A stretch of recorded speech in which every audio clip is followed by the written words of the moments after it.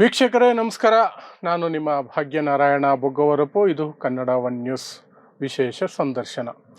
ಇವತ್ತು ನಮ್ಮ ಜೊತೆ ಕಾಂಗ್ರೆಸ್ ವಕ್ತಾರರಾದಂತಹ HD ದರ್ಶನ್ ಅವರಿದ್ದಾರೆ. ಯಾವ ವಿಚಾರದಲ್ಲಿ ಮಾತಾಡ್ತಿದ್ದೀವಿ ಅಂದರೆ, ಯಲಹಂಕದ ಕೋಗಿಲು ಬಳಿ ಇರುವಂತಹ ಒಂದು ಲೇಔಟನ್ನು ಮುಂಜಾನೆ 4 ಗಂಟೆಗೆ ಬುಲ್ಡೋಸರ್ಗಳನ್ನು ಬಳಸಿ ಪೊಲೀಸರ ರಕ್ಷಣೆಯಲ್ಲಿ ಆ ಮನೆಗಳನ್ನು ಧ್ವಂಸ ಮಾಡಿದಂತಹ ಪ್ರಕರಣದ ಬಗ್ಗೆ ಸಾಕಷ್ಟು ಗೊಂದಲಗಳು ಸಹ ಇದ್ದಾವೆ. ಅವುಗಳನ್ನು ನಿವಾರಣೆ ಮಾಡುವಂತಹ ಪ್ರಯತ್ನ ಮಾಡ್ತೀನಿ ಅಂತ ಹೇಳಿದ್ದಾರೆ ವಕ್ತಾರರು. ಅದರ ಜೊತೆಗೆ ನಮ್ಮದು ಸಹ ಒಂದಷ್ಟು ಪ್ರಶ್ನೆಗಳಿದ್ದಾವೆ. ಮೊದಲಿಗೆ ನಿಮಗೆಲ್ಲ ಗೊತ್ತಿರೋದಾದ್ರೆ, ಅವು ಅಕ್ರಮ ಕಟ್ಟಡಗಳು, ಸರ್ಕಾರಿ ಜಾಗದಲ್ಲಿ ಅಕ್ರಮವಾಗಿ ಮನೆ ನಿರ್ಮಾಣ ಮಾಡ್ಕೊಂಡಿದ್ದಾರೆ ಅನ್ನುವಂತಹ ಆರೋಪದ ಮೇಲೆ ಆ ಮನೆಗಳನ್ನ ಅಲ್ಲಿ ಧ್ವಂಸ ಮಾಡುವಂತಹ ಕೆಲಸ ನಡೀತು. ಬುಲ್ಡೋಸರ್ ಕಾರ್ಯಾಚರಣೆ ನಡೀತು.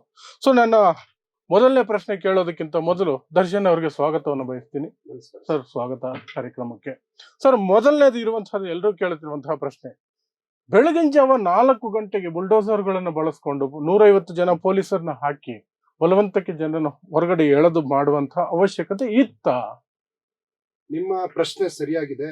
ನಾವೇನಾದ್ರೂ ಅವರಿಗೆ ಮಾಹಿತಿ ಕೊಡ್ದೇನೆ, ನಾವು ಅವ್ರಿಗೇನಾದ್ರೂ ನೋಟಿಸ್ ಕೊಡ್ದೇನೆ, ನಾಗರಿಕರಿಗೆ ನಾವೇನಾದ್ರೂ ಕಾರ್ಯಾಚರಣೆ ಮಾಡಿದ್ರೆ, ಹೌದು, ನೀವು ಹೇಳಿದಾಗೆ ಒಂದು ತಪ್ಪು ಅನ್ನುವಂಥದ್ದು ಒಂದು ಭಾಗ. ಎರಡನೇದು, ನಾವು ಅಲ್ಲಿಂದ ಆ ಒಂದು ಏನು ಅಕ್ರಮವಾಗಿ ಕಟ್ಟಿರ್ತಕ್ಕಂತಹ, ಅದು ಕಟ್ಟಿರೋದಲ್ಲ, ಇಟಿಕೆಗಳನ್ನ ಜೋಡಿಸಿರೋದು, ತೆಗೆಯುವಂಥದಕ್ಕೆ ಹೋಗುವಾಗ ನಮಗೊಂದು ಮನುಷ್ಯತ್ವದ ಪ್ರಶ್ನೆ ಅನ್ನುವಂಥದ್ದನ್ನ ಕೆಲ ಮಾಧ್ಯಮಗಳು ಅವತ್ತು ಅವರ ಬದುಕೇನು, ಅವರ ಹೊಟ್ಟೆ ಏನು, ಅವ್ರ ಅಳ್ಳೋದ್ ಕೇಳಿಸ್ತಾ ಇಲ್ವಾ, ಆಕ್ರಮಣ ಕೇಳಿಸ್ತಾ ಇಲ್ವಾ ಅನ್ನುವಂತಹ ಪೂರ್ವಪರ ಮಾಹಿತಿ ಇಲ್ಲದೆ ಇವತ್ತು ಚಾನೆಲ್ಗಳು ಹಾಗಾಗೋಗಿದೆ.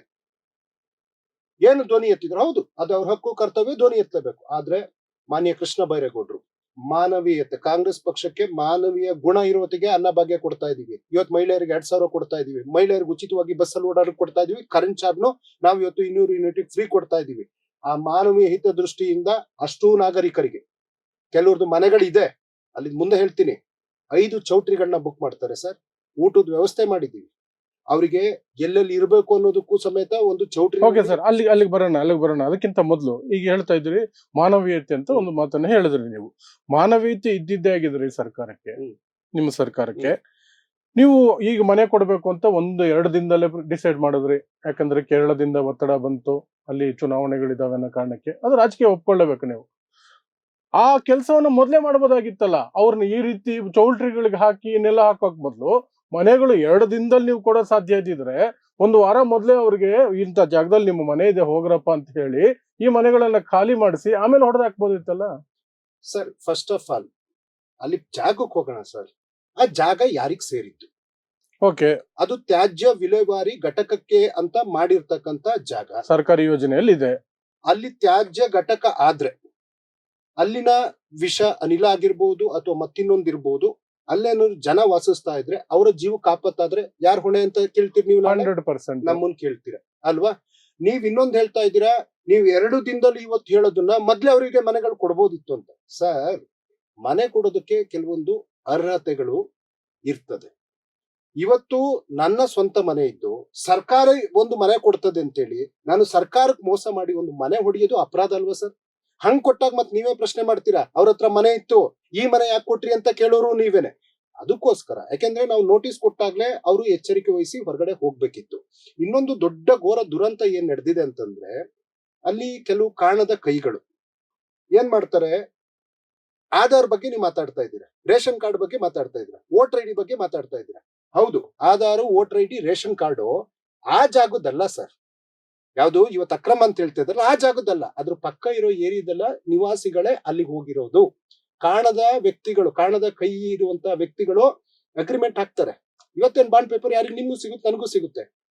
ನನ್ ಜಾಗ, ಹೋಗಲ್ಲಿ ರೆಂಟು 1,000 ರೂಪಾಯಿ ರೆಂಟಿಗಿರೋ, ಲೀಸು ನಿಂದೆ ಮಾಡ್ಕೋ, 4 ಲಕ್ಷಕ್ಕೆ ತಗೋ, 5 ಲಕ್ಷಕ್ಕೆ ತಗೋ. ಆ ಪೇಪರ್ಗಳೆಲ್ಲ ನಮ್ಮ ಸರ್ಕಾರಕ್ಕೆ, ಮನೆ ಉಪಮುಖ್ಯಮಂತ್ರಿಗಳಿಗೆ ಕೈಗೆ ಸಿಕ್ಕಿದೆ. ಈ ರೀತಿಯಾದಂತ ದೋಖಾಬಾಜಿ ನಡೀತಾ ಇರುವಂತದ್ದು. ಮತ್ತೆ ಇನ್ನೊಂದು, ಅಲ್ಲಿ ಯಾರು ಕೇರಳಿಗರು ಕೇರಳದವರು, ಆ ಕೇರಳ ಮೂಲ ಅನ್ನುವಂತ ಪದ ಬರ್ತಾ ಇದೆ ಸರ್. ನಾನು ಖುದ್ದಲ್ಲಿಗೆ ಹೋಗಿದ್ದೆ, ಎಲ್ಲರೂ ಕನ್ನಡ ಮಾತಾಡ್ತಾ ಇದ್ರು. ಸೊ ಹಾಗಾಗಿ ಪರಿಶೀಲನೆ ಮಾಡಿ ಅರ್ಹ ಫಲಾನುಭವಿಗಳಿಗೆ, ಈಗ ನೋಡಿ, ಅವತ್ತು ಸರ್ಕಾರವನ್ನ ಪ್ರಶ್ನೆ ಮಾಡಿದಂತ ಘನವಿತ್ತ ಮಾಧ್ಯಮಗಳು ಇವತ್ ಯಾಕೆ ಇಮಿಡಿಯೇಟ್ಲಿ ಅವ್ರು ಹೇಳ್ತಾ ಇದಾರೆ, ಇಂಥ ಮನೆಗೆ ರೇಟ್ ಅವರೇ ಫಿಕ್ಸ್ ಮಾಡ್ತಾ ಇದಾರೆ. ಸರ್ಕಾರ ಇಂಥ ಜಾಗದಲ್ಲಿ ಇಂಥ ಮನೆ ಕೊಡ್ತೀವಿ ಎಲ್ಲೂ ಹೇಳಿಲ್ಲ. ನಾವು ಅವರಿಗೆ ಅರ್ಹ ಜಾಗದಲ್ಲಿ ಮನೆ ಕೊಡ್ತೀವಿ. ಯಾರು ಫಲಾನುಭವಿಗಳಿಗೆ ನ್ಯಾಯಯುತವಾಗಿ. ಇವತ್ತು ಇವ್ರಿಗೆ ಕೊಡ್ತಾ ಇದ್ರೆ ಅಲ್ಲಿ ಆ ತರ ಆಗಿದೆ.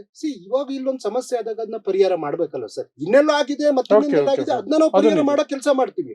ನೀವು ಅವ್ರು ಆಕ್ರಂದನ ಅಂದ್ರೆ ಇವತ್ತು ಅವ್ರ ಧರ್ಮ ನೋಡ್ಬಿಟ್ಟು ಬಿಜೆಪಿನವ್ರ ಜೊತೆ ಏನು ಅವ್ರೇನ್ ಹೇಳ್ತಾರೆ ಹಂಗೇನೆ ಇಷ್ಟ ಹಣದ್ ಕೊಡ್ತಾ ಇದ್ರ ಮತ್ತಿನ್ನೊಂದು ಎಲ್ಲದನ್ನೂ ನೀವು ಹೇಳ್ತಾ ಇದ್ರಲ್ಲ. ಒಂದು ಅವ್ರ ಆಕ್ರಂದನ ಬಗ್ಗೆ ಧ್ವನಿ ಆಗಿರ್ಬೋದು, ಇಲ್ಲ ಸರ್ಕಾರ ಯೋಜನೆ ಬಗ್ಗೆ ಗೌರವ ಸಲ್ಲಿಸುವಂತ ಕೆಲಸ ಆಗ್ಬೇಕು. ಎಲ್ಲದ್ರಲ್ಲೂ ತರ್ಕ ಹುಡ್ಕೋದು ಎಷ್ಟು ಸರಿ ಅನ್ನುವಂಥದ್ದು ನನ್ನ ಪ್ರಶ್ನೆ ಸರ್. ಓಕೆ ಸರ್, ಈಗ ನೀವು ಹೇಳಿದ್ದು ಸರಿ ಇದೆ, ನೀವು ಅವ್ರಿಗೆ ಅರ್ಹ ಫಲಾನುಭವಿಗಳು ಕೊಡ್ತೀರಿ ಅಂತ. ಬಟ್ ಮೊದ್ಲೇ ಮಾಡಬಹುದಿತ್ತು ಆ ಕೆಲಸ, ಹೊಡೆದಾಗಕ್ಕಿಂತ ಮೊದ್ಲು ಅನ್ನೋದಕ್ಕೆ ನಿಮ್ಮಲ್ಲಿ ಉತ್ತರ ಇಲ್ಲ. ಅದಂತೂ 100%. ಆಯ್ತಾ, ಬಿಡಿ ಅದನ್ನ ಅಲ್ಲಿ ನೀವು ಕೇಳಿ, ಹಾ. ನನ್ನ ಹತ್ರ ಉತ್ತರ ಇದೆ. ಮೊದ್ಲೇ ಕೊಡ್ಬೋದಿತ್ತಲ್ಲ. ಈಗ 2 ದಿನದಲ್ಲಿ ಕೊಡೋ ಕೆಲ್ಸನ ನೀವು 1 ವಾರದ ಮೊದ್ಲೇ ಮಾಡಿದಿದ್ರೆ ಇಷ್ಟೆಲ್ಲ ಗೊಂದಲ ಆಗ್ತಿರ್ಲಿಲ್ವಲ್ಲ, ಅವ್ರಿಗೆಲ್ಲ ಸಮಸ್ಯೆ ಆಗ್ತಿರ್ಲಿಲ್ವಲ್ಲ. ಈ ತರ ಇಶ್ಯೂಸ್ ಆಗ್ಬೇಕಾದ್ರೆ ಅಲ್ಲಿ ಇನ್ನೊಂದಷ್ಟು ಜನ ಇಟ್ಕೆ ಜೋಡಿಸುವಂತ ಕೆಲಸ ಮಾಡಿದ್ದಾರೆ ಸರ್. ಹೊಸ ಟಾರ್ಪೋಲ್ಗಳೆಲ್ಲ ಬಂದಿದಾವೆ ಸರ್. ನೋಡಿ, ಪ್ರಾಮಾಣಿಕವಾಗಿ ಪಡೆಯುವಂತವ್ರಿಗೆ ನಾವು ನ್ಯಾಯಯುತವಾಗಿ ಕೊಟ್ಟೇ ಕೊಡ್ತೀವಿ ಸರ್. ಇಲ್ಲಿ ಯಾರ್ದೋ ಒಂದು ಕುಮ್ಮಕ್ಕಿಗೆ ಅಲ್ಲಿಗೆ ಹೋಗಿ ನನಗೂ ಒಂದ್ ಮನೆ ಬೇಕು, ಎಲ್ಲಿದೋ ಒಂದು ಆಧಾರ್ ಕಾರ್ಡ್ ತೋರಿಸಿ, ಅಲ್ಲಿದಲ್ಲ. ಇನ್ ಕೇಸ್ ಅಲ್ಲಿದಾಯ್ತು ಅಂತಂದ್ರೆ ಯಾವನ್ ಮಾಡ್ಕೊಟ್ಟಿರ್ತಾನು ಖಂಡಿತ ಜೈಲಿಗೆ ಹೋಗ್ತಾನೆ. ನಾವು ಓಟ್ ಚೋರಿ ಬಗ್ಗೆ ದೊಡ್ಡ ಅಭಿಯಾನ ಇಟ್ಕೊಂಡಿದೀವಿ, ಮಹದೇವಪುರದ್ದೇ ನಾವು ಕಂಡಿದೀವಿ, ಏನು ಎತ್ತ ಅಂತೆಲ್ಲ. ಸೊ ಹಾಗಾಗಿ ನ್ಯಾಯಯುತವಾಗಿ ಯಾರಿಗೆ ಮನೆಗಳು ನಿಜವಾಗ್ಲೂ ಇಲ್ಲ, ಅವರು ಕೊಡ್ಲೇಬೇಕಾದಂತ ವ್ಯಕ್ತಿಗಳಿತ್ತು ಅಂದ್ರೆ ನಾವು ಖಂಡಿತ ಕೊಡುವಂತ ಕೆಲಸ ಮಾಡ್ತೀವಿ ಸರ್. ಓಕೆ, ಈಗ ಬಿಜೆಪಿ ಅವ್ರದ್ದು ಬಿಡಿ, ಅವ್ರ ಧರ್ಮ ನೋಡಿ, ಜಾತಿ ನೋಡಿ, ಅವ್ರ ಲೆಕ್ಕಾಚಾರಗಳಲ್ಲಿ ರಾಜಕೀಯ ಲಾಭಕ್ಕೆ ಏನ್ ಬೇಕಾದ್ರೂ ಮಾತಾಡ್ತಾರೆ. ಅದನ್ನ ಪಕ್ಕಕ್ಕಿಟ್ಟು ನೋಡೋದಾದ್ರೆ ನಿಜವಾಗ್ಲು ಸರ್ಕಾರದ ಪ್ರತಿನಿಧಿಯಾಗಿ ನೀವು, ಅಥವಾ ಸರ್ಕಾರದ ಒಂದು ಸಮರ್ಥನೆ ಮಾಡ್ಕೊಳ್ಳೋ ವ್ಯಕ್ತಿಯಾಗಿ, ಆ ಸ್ಥಾನದಲ್ಲಿರೋ ವ್ಯಕ್ತಿಯಾಗಿ ನಮ್ಗೊಂದು ವಾಸ್ತವಾಂಶ ಕೊಡಿ ವೀಕ್ಷಕರಿಗೆ. ಅಲ್ಲಿ ಅಕ್ರಮ ವಲಸಿಗರು ಅಂತ ಕರೆಯಲ್ಪಡುವಂತಹ ಜನ ಇದಾರ, ಬಾಂಗ್ಲಾದೇಶದ ಜನ ಇದಾರ? ಒಳ್ಳೆ ಪ್ರಶ್ನೆ ಕೇಳಿದ್ರಿ ಸರ್. ಈ ದೇಶದಲ್ಲಿ ಇವತ್ತು 26 ಹೊಸ ವರ್ಷ ಅಲ್ವಾ, ಎಲ್ಲರಿಗೂ ಹೊಸ ವರ್ಷದ ಶುಭಾಶಯಗಳನ್ನ ಕೋರ್ತಾ, ನರೇಂದ್ರ ಮೋದಿ ಅವರ ಸರ್ಕಾರ 12ನೇ ವರ್ಷ ಕಾಲಿಟ್ಟಿದೆಯಲ್ಲ ಸರ್. ಈ ದೇಶದ ಗೃಹ ಸಚಿವರು ಅಂತ ಈ ದೇಶದಲ್ಲಿ ಇದ್ದಾರ? ಅದಾನಿ ಅಂಬಾನಿಯವರ ಉದ್ಧಾರಕ್ಕೆ ಮಾತ್ರ ಇರೋದಾ, ಅಥವಾ ದೇಶದ ಭದ್ರತೆ ಗಡಿ ಅನ್ನೋ ವಿಚಾರದ ಬಗ್ಗೆ ಸ್ವಲ್ಪ ಆದ್ರೂ ನೋಡ್ತಾ ಇದಾರ? ಒಬ್ರು ಯಾರು ಎಂತದ್ದು ಜೇಮ್ಸ್ ಬಾಂಡ್ ಅಜಿತ್ ದೇವಲ್ ಅಂತ ಒಬ್ರು ಇದಾರೆ, ಅಮಿತ್ ಶಾ ಅಂತ ಒಬ್ರಿದ್ದಾರೆ. ನಾಚಿಕೆ ಆಗ್ಬೇಕು ಬಿಜೆಪಿ ನಾಯಕರುಗಳಿಗೆ. ಇವತ್ತು ಅಲ್ಲಿಗೆ ಹೋಗಿ ಎಲ್ಲ ಕನ್ನಡ ಮಾತಾಡ್ತಾರೆ 6 ವರ್ಷಕ್ಕೂ. ಕಾಸೆ ಅಂದ್ರೆ ಸರ್ ನಾವ್ ಇಲ್ಲೇ ಹುಟ್ಟಿವಿ ಸರ್ ಅಂತ ಅವ್ರ ಪಾಪ ನೀಟಾಗಿ ಕನ್ನಡ ಮಾತಾಡ್ತಾರೆ. ತುಂಬ ಕಬ್ಬು ಶಾದಿಕಿಯ ಅಂತಾರೆ. ಸರ್ ನನ್ ಮದುವೆ ಆಗಿ 3 ವರ್ಷ ಆಗಿ ಅವ್ರು ಕನ್ನಡ ಮಾತಾಡ್. ಇವರು ಅದನ್ನ ನೋಡಿ, ಪ್ರಪಗಂಡ ಹೆಂಗೆ ಕೀಳು ಮಟ್ಟದ ರಾಜಕೀಯ ಮಾಡೋದಕ್ಕೆ ನೋಡಿ. ಇವತ್ತು ಬಿಜೆಪಿ ನಾಯಕರು ಉಗುಳ್ತಾ ಇದಾರೆ ಅಂದ್ರೆ ಆ ಉಗುಳ ಅವ್ರ ಮುಖಕ್ಕೆ ಬೀಳೋದ್ರಲ್ಲಿ 2 ಮಾತಿಲ್ಲ. ಈ ದೇಶದೊಳಗಡೆ ಏನಾದ್ರು, ಅದ್ರಲ್ಲೂ ಅಶ್ವಥ್ ನಾರಾಯಣ್ ಹೇಳ್ತಾರೆ 25 ಲಕ್ಷ ಜನ ದೇಶದೊಳಗಡೆ ನುಗ್ಗಿದ್ದಾರೆ. 25 ಲಕ್ಷ ಜನ ದೇಶದೊಳಗಡೆ ನುಗ್ಗಿದ್ದಾರೆ ಅಂತಂದ್ರೆ ನೇರವಾದಂತ ಹೊಣೆ ಕೇಂದ್ರ ಸರ್ಕಾರ, ನೇರವಾದಂತ ಹೊಣೆ ಅಮಿತ್ ಶಾ, ನೇರವಾದಂತ ಹೊಣೆ ನರೇಂದ್ರ ಮೋದಿ ಅವರಾಗ್ತಾರೆ. ನಿಜವಾಗ್ಲೂ ಬಾಂಗ್ಲಾದೇಶದವ್ರು ಬಂದ್ರೆ ಸರ್, ಇವತ್ತು ಜಮ್ಮು ಕಾಶ್ಮೀರದಿಂದ ಕನ್ಯಾಕುಮಾರಿ ತನಕ ಒಬ್ಬ ಭಾರತೀಯ ನಾಗರಿಕ ಯಾರು ಹೇಳ್ಬೇಕಿರೋ ಓಡಾಡ್ತಾನೆ ಸರ್. ಅವ್ನಿಗೆ ವೀಸಾ ಬೇಕಾಗಿಲ್ಲ, ಪಾಸ್ಪೋರ್ಟ್ ಬೇಕಾಗಿಲ್ಲ. ಹಬ್ಬಬ್ಬ ಅಂದ್ರೆ ನಮ್ ದೇಶದಲ್ಲಿ ಅತಿ ಹೆಚ್ಚು ಚೆಕಿಂಗ್ ಆಗುವಂತದ್ದು ಗೋವಾದಿಂದ ಎಣ್ಣೆ ತಗೊಂಡ್ಬರ್ಬೇಕಾದ್ರೆ ಅವ್ರದ್ದು ಏನು ID ಕಾರ್ಡ್ ಚೆಕ್ ಮಾಡಲ್ಲ, ಪಾರ್ಟ್ ಲಿಸ್ಟ್ ಇದೆ ಚೆಕ್ ಮಾಡ್ತಾರೆ. ಅಂತದ್ರಲ್ಲಿ ಬೆಂಗಳೂರು ನಗರದಲ್ಲಿ 25 ಲಕ್ಷ ಅಂತ ಆರೋಪ ಮಾಡ್ತಾ ಇರ್ತಕ್ಕಂಥದ್ದು ಕೇಂದ್ರದಲ್ಲಿ ಅಧಿಕಾರದಲ್ಲಿ ಇರ್ತಕ್ಕಂಥ ಬಿಜೆಪಿ ಪಕ್ಷದವರು. ಅವರ ನ್ಯೂನ್ಯತೆಯನ್ನ ಅವ್ರು ಹೇಳ್ತಾ ಇದ್ದಾರೆ. ಹೌದು, ನಮ್ಮ ಅಮಿತ್ ಶಾ ಕೈಲಿ ಆಗ್ದಿಲ್ದವರು ಮೋದಿ ಅವ್ರ ಕೈಲಿ ಬರೀ ಮಾತಿಗಷ್ಟೇ ಅಂತೇಳಿ ಇವ್ರಿಗೆ ನಾಚಿಕೆ ಆಗ್ಬೇಕು. ಇವತ್ತು ಬೆಂಗಳೂರಿನ ಕನ್ನಡ ಮಾತನಾಡುವಂತ ನಾಗರಿಕರ ಬಗ್ಗೆ, ಅಲ್ಲಿ ಮುಸ್ಲಿಂ ಜನಾಂಗ ಇದೆ, ಅಲ್ಲಿ ದಲಿತ ಸಮುದಾಯದವ್ರು ಇದೆ, ಏನ್ ಅವರೆಲ್ಲ ಮನುಷ್ಯಲ್ವಾ? ಏಳಿಗೆ ಸಹಿಸೋದಕ್ಕೆ ಆಗ್ತಾ ಇಲ್ವಾ ಇವರಿಗೆ? ಇವತ್ತು ಹಂಗೇನಾದ್ರು ಮಾತಾಡ್ತಾರೆ ಅಂತಂದ್ರೆ ಸರ್, ಮೊನ್ನೆ ದೆಹಲಿ ಬ್ಲಾಸ್ಟ್ ಆಯ್ತಲ್ಲ, ಯಾವನ್ ಬಂದ್ ಮಾಡಿದ್ದು? ಅವ್ರು ಯಾರೋ 4 ಜನ ಮುಸ್ಲಿಮ್ರು ಅಂತ ಡಾಕ್ಟರ್ ಕರ್ಕೊಂಡ್ ಬಂದ್ರು, ಬಿಹಾರ ಚುನಾವಣೆ ಆಯ್ತು, ಅವ್ರನ್ನ ಬಿಟ್ಟು ಕಳ್ಸಿದ್ರು. ಯಾರು ಬ್ಲಾಸ್ಟ್ ಮಾಡಿದ್ದು ಧ್ವಜಾರೋಹಣ ಮಾಡುವಂತ ಜಾಗದಲ್ಲಿ ಪೇಲ್ಗಾಮ್ ದಾಳಿಯಾಗಿ 26 ಜನ ಸತ್ರಲ್ಲ ಸರ್. ಇವತ್ತಿನ ತನಕ 4 ಜನ ಎಲ್ಲಿಗೆ ಹೋದ್ರು? ಕೇವಲ ಚುನಾವಣೆಗೋಸ್ಕರ ನೀವು, ಅಥವಾ ವೋಟ್ ಬ್ಯಾಂಕಿಗೋಸ್ಕರ, ಅಥವಾ ಜನರು ದಿಕ್ ತಪ್ಪಿಸೋದಕ್ಕೋಸ್ಕರ ನೀವು ರಾಜ್ಯ ಸರ್ಕಾರದ ಮೇಲೆ ಈ ರೀತಿಯ ಆರೋಪ ಮಾಡೋರು? ಪ್ರಶ್ನೆ ಮಾಡಿ, ತಾಕತ್ತು ತಮ್ಮ ಅಧಿಕಾರಿಗಳಿದ್ರೆ ಅಮಿತ್ ಶಾ ಅವರೇ, ಏನಿದು? ನಮ್ಮ ನಾಡಿನೊಳಗಡೆ ಯಾಕೆ ನುಸುಳೋದಕ್ ಬಿಡ್ತಾ ಇದ್ದೀರಾ ಬಾಂಗ್ಲಾದವ್ರನ್ನ? ಅಥವಾ ನಿಜವಾದ ಇವರೇ ಆಗಿದ್ರೆ ಇವತ್ತು ಎಣ್ಣೆ ಕೊಡ್ಬೇಕು ಅಂತಿದ್ದಾರಲ್ಲ, ಬರ್ಲಿ ಅವ್ರ ತಂಡ. ಯಾವನಿದ್ದಾನೆ ಹೆಕ್ಕೆ ಭಾರತ ಗಡಿಯಿಂದ ಆಚೆ ಬಿಸಾಕ್ಲಿ. ತಾಕತ್ತಿದೆಯಾ ಇವರಿಗೆ? ಕೇವಲ ಒಂದು ರಾಜಕೀಯ ಬೂಟಾಟಿಕೆಗೆ ಇವರು ಮಾತಾಡ್ತಾ ಇರೋದು ಸರ್. ಸೊ ನೀವು ಕನ್ಫರ್ಮ್ ಮಾಡ್ತಿದ್ದೀರಿ ಅಲ್ಲಿ ಅಕ್ರಮ ವಲಸಿಗರು ಇಲ್ಲ ಅಂತ? ಈ ಕಣ್ಣು ಸರ್ ನೋಡಿದ್ದೀವಿ. ಮಾನ್ಯ ಉಪಮುಖ್ಯಮಂತ್ರಿಗಳು ಡಿ ಕೆ ಶಿವಕುಮಾರ್ ಅವ್ರ ಜೊತೆ ಅವರು ಅಲ್ಲಿ ಸ್ಥಳ ವೀಕ್ಷಣೆಗೆ ಹೋದಾಗ, ನಾನು ಅವ್ರ ಜೊತೆ ಹೋಗುವಂತ ಒಂದು ಅವಕಾಶ ಸಿಕ್ಕಿದಾಗ ನಾನು ನಿವಾಸಿಗಳ ಜೊತೆ ನಾನು ಕನ್ನಡದಲ್ಲೇ ಮಾತಾಡಿದೆ ಸರ್. ಡಿ ಕೆ ಸಾಹೇಬ್ರು ಮಾತಾಡ್ತಾ ಇದ್ರು ಎಲ್ಲರ ಜೊತೆ, ಎಲ್ಲರೂ ಕನ್ನಡದಲ್ಲೇ ಮಾತಾಡ್ತಾ ಇದ್ರು. ನೋಡಿ, ಅವ್ರ ಆಧಾರು ವೋಟರ್ ಐಡಿ ಮತ್ತಿನ್ನೊಂದು ಪಕ್ಕದಲ್ಲೇ ಇನ್ನೊಂದು ಏರಿಯಾ ಇದೆ. ಆ ಜನಗಳ ಒಂದು ಆಸೆ ಆಮಿಷಗಳಿಗೆ ಇವತ್ತು ಒಂದು ವಸ್ತು ಸಿಗುತ್ತೆ ಅಂತಂದ್ರೆ ಯಾರು ಯಾವ ರೀತಿ ಬೇಕಿದ್ರು ಮಾಡುವಂತಹ ಒಂದು ಕಾಲಘಟ್ಟದಲ್ಲಿ ನಾವು ತಲುಪಿದೀವಿ. ಆದ್ರೆ ಅವರೆಲ್ಲರೂ ಮೋಸ ಮಾಡಿದ್ದಾರೆ ಅಂತ ನಾನು ಹೇಳಿಕ್ಕೆ ಸುತಾರಾಮ್ ಇಲ್ಲ. ಕೆಲವರು ಅಮಾಯಕರಿದ್ದಾರೆ, ಕೆಲವರು ನಿರ್ಗತಿಕರು, ಅವ್ರಿಗೆ ಮನೆ ಇಲ್ದಂತವ್ರು ನಿಜವಾಗ್ಲೂ ಇದ್ದಾರೆ, ಫಲಾನುಭವಿಗಳು ಆಗ್ಬೇಕಾದಂತವ್ರು ಇದ್ದಾರೆ. ಅವ್ರನ್ನೆಲ್ಲ ನಾವು ಸೆಗ್ರಿಗೇಟ್ ಮಾಡಿ ಯಾರಿಗೆ ನಿಜವಾಗ್ಲೂ ಮನೆ ಕೊಡ್ಬೇಕು ಸರ್. ಈಗ ಉದಾಹರಣೆ, ಕಳೆದ ಬಾರಿ ನಾವೊಂದು 3.5-4 ಲಕ್ಷ ಮನೆಯನ್ನ ಸಿದ್ದರಾಮಯ್ಯ ಅವರು ಮುಖ್ಯಮಂತ್ರಿ ಆಗಿದ್ದಾಗ ಇಡೀ ರಾಜ್ಯಾದ್ಯಂತ ಕೊಟ್ಟಿದೀವಿ ಸರ್. ಬಿಜೆಪಿ ಈ ಕುಮಾರಸ್ವಾಮಿ ಅವರ ಆಳ್ವಿಕೆನಲ್ಲಿ ಎಷ್ಟು ಮನೆ ಕೊಟ್ರು? ಎಲ್ಲೋ ಕೊಡಗಲ್ಲಿ ಒಂಚೂರು ಗುಡ್ಡ ಕುಸ್ತಾ ಆದಾಗ ಒಂದಿಷ್ಟು ಮನೆ ಕಟ್ಟಿದ್ವಿ ಅಂತಂದ್ರು ಬಿಟ್ರೆ, ಕುಮಾರಸ್ವಾಮಿ ಅವರು ಎಷ್ಟು ಮನೆ ಕೊಟ್ಟಿದ್ದಾರೆ? ಯಡಿಯೂರಪ್ಪನವರು ಮುಖ್ಯಮಂತ್ರಿ ಆಗಿದ್ರಲ್ಲ, ಒಬ್ಬ ಬಡವನಿಗೆ ಮನೆ ಕೊಟ್ಟಿದ್ದಾರೆ. ಬೊಮ್ಮಾಯಿಯವರು ಒಂದೇ ಒಂದು ಮನೆ ಹಂಚಿಕೆ ಮಾಡುವಂತ ಕೆಲಸ ಮಾಡಿದ್ದಾರೆ. ಬನ್ನಿ, ನಮ್ಮ ಈಗಲೂ ಅಷ್ಟೇ ನಾಡಿದ್ದು 22ನೇ ತಾರೀಕು 42,000 ಮನೆಗಳನ್ನ ಹಂಚಿಕೆ ಮಾಡ್ತಾ ಇದೀವಿ. ಏನ್ ಜಾತಿ ನೋಡ್ಕೊಡ್ಬೇಕಾಗುತ್ತಾ, ಧರ್ಮ ನೋಡ್ಕೊಡ್ಬೇಕಾಗುತ್ತಾ, ಮನುಷ್ಯತ್ವ ನೋಡ್ಕೊಡ್ಬೇಕಲ್ವಾ? ಅವರೆಲ್ಲ ಕನ್ನಡಿಗರಲ್ವಾ? ಸೊ ಹಾಗಾಗಿ ಇದರಲ್ಲಿ ಮುಲಾಜೆ ಇಲ್ಲ ಸರ್. ನ್ಯಾಯಯುತವಾಗಿ ನಾವು ಯಾರಿಗೇನ್ ಸಹಾಯ ಮಾಡ್ಬೇಕು ನಾವು ಮಾಡ್ತೀವಿ ಸರ್. Okay sir. ಸೊ ಈಗ ಬಿಜೆಪಿ ಅವರು ಇನ್ನೊಂದು ಹೇಳ್ತಿರುವಂತದ್ದು, ಅವ್ರಿಗೆ ಅಷ್ಟು ಬೆಲೆ ಬಾಳುವಂತಹ ಮನೆ ಕೊಡ್ತಾ ಇದ್ದೀರಿ, ಅದು 11 ಲಕ್ಷ 12 ಲಕ್ಷಕ್ಕೆ ಇರುವಂತ ಮನೆಯಲ್ಲ, ನೀವು 2.5 ಲಕ್ಷಕ್ಕೆ ಕೊಡ್ತಾ ಇದ್ದೀರಿ ಅಂತ. ಇದು ಏನಿದು ಗೊಂದಲ? ಆಯ್ತು, ಈಗ ಬಿಜೆಪಿ ಅವರು ಪಾಪ ಮನೆ ಬಗ್ಗೆ, ಮನೆ ಜಾಗದ ಬಗ್ಗೆ, ಆಸ್ತಿ ಬಗ್ಗೆ ಎಲ್ಲ ಮಾತಾಡ್ತಾ ಇದ್ರಲ್ಲ, ಇವರೆಲ್ಲ ಪಾಪ ಗುಡ್ಸ್ಲಲ್ಲಿ ಬದುಕ್ತಾ ಇದಾರೆ. ಆರ್ ಅಶೋಕ್ ಅವರು, ಅಶ್ವಥ್ ನಾರಾಯಣ್ ಅವರು ಅಥವಾ ಇನ್ಯಾರು ಅವ್ರ ಮನೆಗಳ ಮುಂದಕ್ಕೆ ಹೋದ್ರೆ ಏನು, ಅವ್ರ ಅಶೋಕ್ ಅವ್ರ ಮಗ ಕಾರಲ್ಲಿ ಗುಚ್ಚಿದ್ನಲ್ಲ, ಕಾರಿನ ಬೆಲೆ ಏನಾದ್ರು ಗೊತ್ತಾ ಯಾರಿಗಾದ್ರು? ಒಂದಿಬ್ರು ಹುಡುಗರು ಸತ್ತೋದ್ರಲ್ಲ, ಪರಿಶಿಷ್ಟ ವರ್ಗದ ಹುಡುಗರು ಹೊಸಪೇಟೆನಲ್ಲಿ. ಆ ಕಾರಿನ ಬೆಲೆ ಎಷ್ಟು ಅಂತ ಏನಾದ್ರು ಕ್ಯಾಲ್ಕುಲೇಷನ್ ಮಾಡಿ ಹೇಳ್ತಾರೆ? ಅಶೋಕ್ ಅವರು ಸೈಕಲಲ್ಲೂ ಗುಚ್ಚಿದ್ದ, ಕಾರಲ್ಲೂ ಗುಚ್ಚಿದ್ದ. ಇಲ್ಲಿ ಸಿಟಿ ಇಲ್ಲೆಲ್ಲ ಕುಣಗಲಲ್ಲಿ ಗುದ್ದಿಸ್ಬಿಟ್ಟು ಹುಡುಗರನ್ನ ಕೊಂದ್ರಲ್ಲ, ಆ ಕಾರಿನ ಬೆಲೆ ಏನು ಎತ್ತಂತ ನೀವು ಹೇಳ್ತೀರಾ? ಸಿಟಿ ರಿವ್ಯೂರ್ ಮನೆ ಎಷ್ಟು ರೂಪಾಯಿ, ಏನು ಬರೀ 10 ಲಕ್ಷ ರೂಪಾಯಿ ಮನೆ ಕಟ್ಕೊಂಡಿದಾರ ಅಥವಾ 10 to ಡೇರೆ ಹಾಕೊಂಡೇನಾದ್ರು ಇದಾರೆ? ಬಂದ್ ನೋಡ್ತೀರಾ ಚಿಕ್ಕಮಂಗ್ಳೂರ್ಲಿ ಆ ಮನೆ ಬೆಲೆ ಏನು ಅಂತ ಹೇಳ್ಬಿಟ್ಟು. ನಿಮಗೆ ಮಾತ್ರ ಡಾಲರ್ಸ್ ಕಾಲನಿ, ಸದಾಶಿವ ನಗರ ಅಥವಾ ಇನ್ಯಾವ ದೊಡ್ಡ ಲೇಔಟ್ ಅಲ್ಲಿ ನೀವು ನಿಮ್ ಮಕ್ಳಿಗೆ ಮನೆ, ಫ್ಲಾಟು, ಬಂಗ್ಲೆ ಅವ್ರು ಓದ್ಸೋದಕ್ಕೆ ಫಾರಿನ್ ಅಲ್ಲಿ ಆಗ್ಬೇಕು. ಈ ಭಾರತದಲ್ಲಿ ಹುಟ್ಟಿ, ಕರ್ನಾಟಕದಲ್ಲಿ ಹುಟ್ಟಿ, ಇಲ್ಲಿ ನೀರ್ ಕುಡ್ದು, ಇಲ್ಲಿ ಬದುಕಿ, ಇಲ್ಲೇ ಜೀವವನ್ನ ಕಳೆದುಕೊಳ್ಳುವಂತ ನಾಗರಿಕನಿಗೆ ಆಯ್ತು ಸರ್, ಇವತ್ತು ಸಿಮೆಂಟ್ ಬೆಲೆ ಏನಾಗಿದೆ ಮಾತಾಡೋಣ ಬನ್ನಿ ಸರ್. ಮನೆ ಕಟ್ಟಬೇಕಂದ್ರೆ ಸಿಮೆಂಟ್ ಬೆಲೆ ಏನಾಗಿದೆ? ಎಷ್ಟಿತ್ತು ನಾವು ಅಧಿಕಾರದಲ್ಲಿದ್ದಾಗ? ಮನೆ ಕಟ್ಟಬೇಕಾದ್ರೆ ಅವತ್ತಿನ ಸ್ಟೀಲ್ ಬೆಲೆ ಏನಿತ್ತು? ಇವತ್ತೆಲ್ಲಿಗೆ ಹೋಗಿ ತಲುಪಿದೆ ಸರ್? ಕೊನೆ ಪಕ್ಷ ಬಡವರು ಒಂದು ಮೂಗ್ನತ್ತು ಒಂದು ಓಲೆ ಹಾಕೋರು ಇವತ್ತೊಂದು ಗ್ರಾಮಿಗೆ ಎಲ್ಲಿಗೆ ಹೋಗಿ ತಲುಪಿದೆ? ನಾವ್ ಇದಕ್ಕೆ 28,000 10 ಗ್ರಾಮಿಗೆ ಇದ್ದ ಚಿನ್ನ ಇವತ್ತು 1,34,000 ರೂಪಾಯಿಗೆ ಹೋಗಿದ್ಯಲ್ಲ. ಪ್ರಶ್ನೆ ಮಾಡ್ಲಿ ಕೇಂದ್ರ ಸರ್ಕಾರನೇ ಇವರಿಗೆ ಇವ್ರ ಜೀವನದಲ್ಲಿ ಸರ್ ಒಂದೇ ಒಂದು ಸಾಧನೆ ಮಾಡಿದೀವಿ, ನಮಗೆ ಇದು ಕೋಟ್ ಹಾಕಿ ಅಂತ ಯಾವತ್ತೂ ಇಲ್ಲ ಸರ್. ಈಗ ಉದಾಹರಣೆ ಸಿ ಟಿ ರವಿ ಕಂಡಿದ್ದು ಬಾಬಾ ಬುಡನ್ಗಿರಿ ಏನೋ ದತ್ತಪೀಠ ಅನ್ನೋ ಇಶ್ಯೂ ಬಿಟ್ರೆ, ಒಂದು ಮಲ್ಟಿ ಸ್ಪೆಷಾಲಿಟಿ ಹಾಸ್ಪಿಟಲ್ ಚಿಕ್ಕಮಂಗ್ಳೂರ್ಲಿ ಒಂದು ಈಗ ನಾವು ಹೋಗಿ ಶಂಕುಸ್ಥಾಪನೆ ಮಾಡಿದೀವಿ ಹೊಸ ಬಸ್ ಸ್ಟ್ಯಾಂಡಿಗೆ. ಒಂದು ಬಸ್ ಸ್ಟ್ಯಾಂಡ್ ಆಗಿರ್ಲಿ, ಒಂದು ದೊಡ್ಡ ಕೈಗಾರಿಕೆಗಳಾಗಿರ್ಲಿ ಅವ್ರು ಮಾಡಿದ್ದಾರೆ. ಪದ್ಮನಾಭ ನಗರದ ಡೆವಲಪ್ಮೆಂಟ್ ಏನ್ ಮಾಡಿದ್ದಾರೆ? ರಸ್ತೆ ಗುಂಡಿ ಅಂತ ಹೇಳ್ತಾರಲ್ಲ, 17 ಜನ ಬಿಜೆಪಿ MLAಗಳು ಈ ಬೆಂಗಳೂರಿಗೆ ಅವ್ರ ಕೊಡುಗೆ ಏನು? ಏನೇನು ಇಲ್ಲ, ಸುಮ್ನೆ ಏನೋ ಆರೋಪ ಮಾಡ್ಕೊಂಡು ಅಲ್ಲಿ ಹುಡ್ಕೊಂಡು ಹೋಗಿದ್ದಾರೆ ಸರ್. ಇನ್ನೊಂದು ನಾನೇ ಮಾತಾಡ್ತೀನಿ ಸರ್, ಕೇರಳದ ಪಿಣರಾಯಿ ವಿಜಯನ್ ವಿಚಾರ ಬಂತು. ನಾನು ಬರ್ತೀನಿ, ಅಲ್ಲಿಗೆ ಬರ್ತೀನಿ. ಈಗ ಈ ಕೇರಳದ ಎಲೆಕ್ಷನ್ ಇದೆ ಅನ್ನೋ ಕಾರಣಕ್ಕಾಗಿ ಕೇರಳ ಸರ್ಕಾರದವರು ಇಲ್ಲಿ ಕೇರಳಿಗರು ಒಂದಷ್ಟು ಜನ ಇದ್ದಾರೆ ಆ ಪ್ರದೇಶದಲ್ಲಿ ಅಂತ ಅವರು ಇಮಿಡಿಯೇಟ್ ಆಗಿ ಬಂದ್ರು. ಅವ್ರು MLA ಕಳಿಸೋದ್ರು ಇಲ್ಲಿ ಸ್ಥಳ ವೀಕ್ಷಣೆಗೆ ಅಂತ. ಅಲ್ಲಿ ಬಂದು ಒಂದು ರಾಜಕೀಯ ಮಾಡಿದ್ರು. ಎಲ್ಲ ರಾಜಕೀಯನೇ, ಕಾಂಗ್ರೆಸ್ ಮಾಡಿದ್ರು ಅಷ್ಟೇ, ಕಮ್ಯುನಿಸ್ಟ್ ಮಾಡಿದ್ರು ಅಷ್ಟೇನೆ.